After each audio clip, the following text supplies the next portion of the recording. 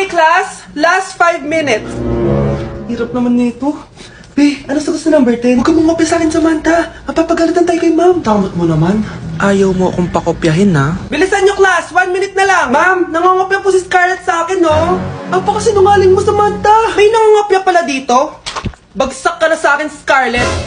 Apakasama talaga ng ugali mo, Samantha. Nay! Oh, anak. Anyari sa'yo? Binagsak ako ng teacher ko. Naniwala kasi siya kay Samantha na nangopya daw ako. Totoo ba yun, Scarlett? Hindi, Nay. Siya talaga yung nangopya sa akin. Walang iya yan, ah. Humanda siya sa akin. Tara, anak.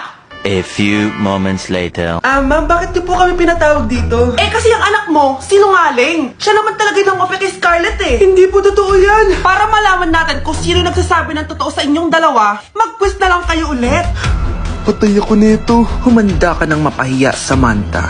Okay, time's up. Pass your papers. Scarlett, naka-perfect ka. Yes, talino talaga ng anak ko.